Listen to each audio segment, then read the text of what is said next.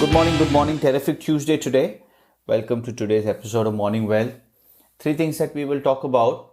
China, Australia heat up on coal. Vedanta bonds drop. Forex traders are not sure to join the equity party.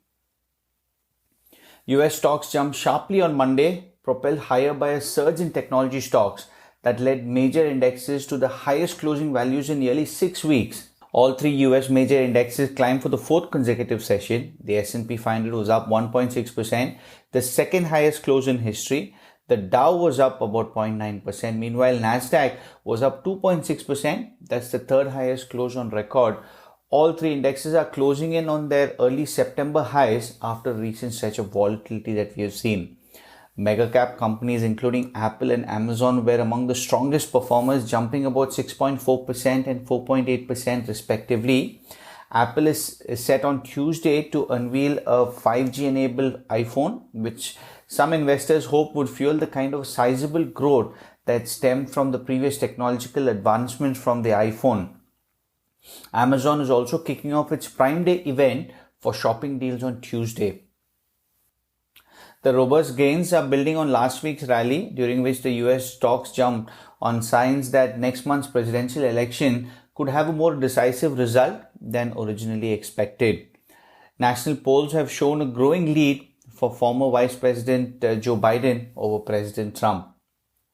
The US dollar was mixed against the G10 basket. Gold was lower.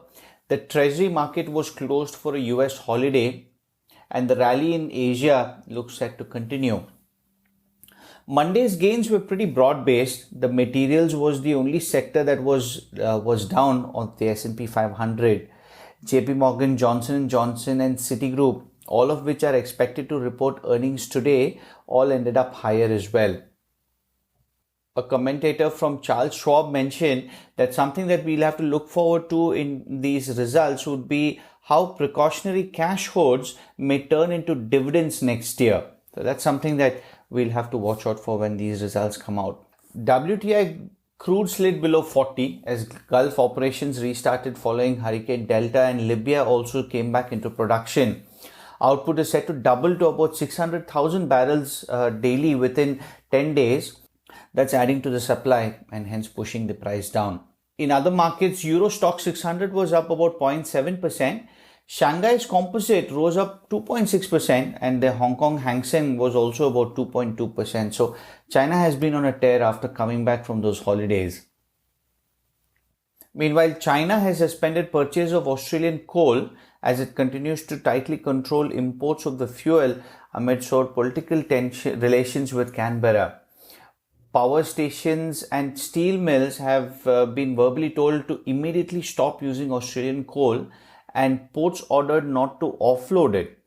The ban will have greater impact on Chinese steel makers than on electricity generation, is what a comment from Bloomberg said. On the equity side, JP Morgan and Citi get the bank earnings rolling before US market open. The focus will again be on loan loss provisions, which analysts are expecting the four biggest to set aside about another 10 billion for bad loans in the third quarter. Trading gains at JP Morgan probably jumped about 20% from a year earlier, while Citigroup's figure likely also climbed in low double digits, is what an analyst mentioned. In a major restructuring at Disney is reorganizing its business to focus on video streaming, merging its TV networks, film studio, and direct to customer divisions into a larger group called Media and Distribution. Kareem Daniel, who previously headed up consumer products within the theme park division, will now take over distribution for Disney Plus, ESPN Plus, and Hulu. The company still intends to break out results to continue to give investors clarity about individual businesses.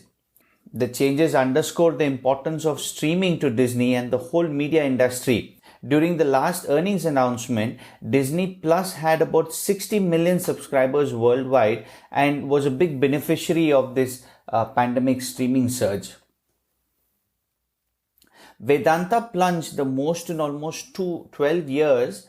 The dollar bonds of its parent Vedanta Resources dropped the most since March after the company's attempt to take the Indian unit private failed. The collapse of the plan put investors' focus back on how Vedanta Resources will deal with its existing debt load. Lastly, the most important drivers of Forex flows this week would be stimulus talks, Brexit negotiations, and new virus restrictions in Europe and Asia. Based on the continued gains in US stocks, equity traders are completely unfazed by the possibility of things going wrong.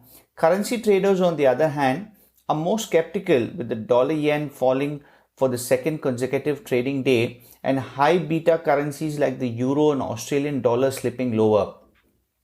The losses are small, which suggests that Forex traders are still trying to decide if it's wise to go against the move in stocks or ultimately just join the stocks party. That's the update. Stay safe and healthy, everyone, and I'll speak to you tomorrow.